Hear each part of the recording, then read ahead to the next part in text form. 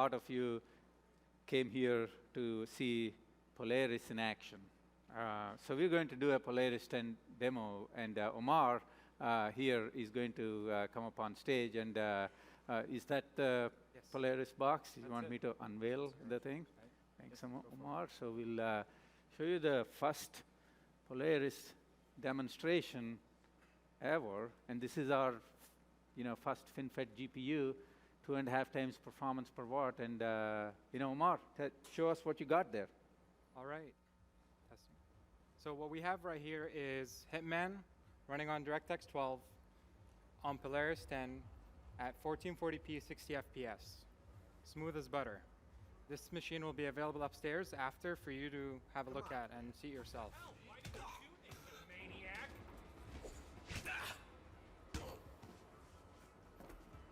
Very smooth, next generation Polaris 10, Hitman DirectX 12.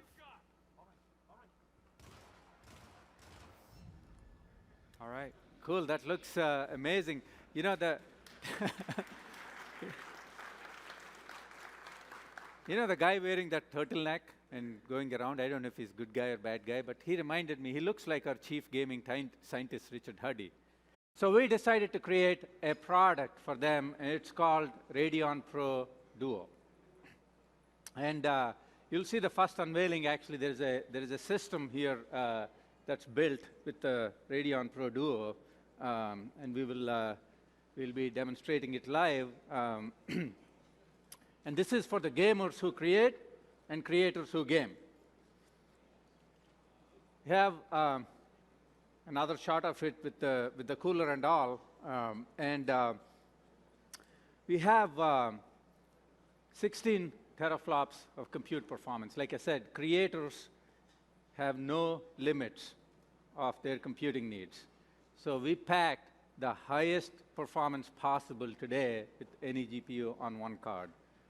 And we also have a Radeon VR Ready Creator segment for creators. It's the first workstation class card with high bandwidth memory. It's also the world's fastest graphics card, and it features asynchronous shaders. You heard quite a bit about the uses of it. Now, it's made up of 2 Fiji GPUs, 8 gigabytes of high bandwidth memory, 4 display ports, and 16 teraflops. That's the beautiful Radeon Pro Duo, and that you'll see here in action. Now, let's see what this card can do. Okay, so we have the first demo. We have our ray tracing, GPU accelerated ray tracing called FireRender. And to show what it can do, let me welcome Gary Davis of Visual Z onto the stage to demonstrate what a Radeon Pro Duo could do. There it is, hotter than the chicken wings. So my name's Gary Davis. Just real briefly, I'm going to go talking about rendering at a game development conference, which is kind of one of these things. Earlier in the video that was played, you heard the term blurring of the lines. And that's actually something that my background is. I've got 20 years in this crazy business of doing 3D, and it's crossed over from design visualization and game development and a lot of different industries. We all have the stories of the battle trenches. At the heart of that, and the bread and butter for me has been Autodesk 3ds Max, going back since prior to its initial release. And what I'm excited to talk about, in addition to the Radeon Pro Duo, which was just unveiled, is a software ray tracing engine called FireRender. Now, FireRender is a ray tracer. We're talking a lot about VR is back. Well, ray tracing is back as well. Yeah. And again, I'm talking about a rendering engine at a game development conference, which might sort of not seem that obvious, but that goes back to this idea of blurring the lines. And what we've got here with the FireRenderer is a full-fledged renderer. And what's nice about this is it's very simple to use. Now, this renderer, when it becomes available very soon, is going to be free to everybody, just free.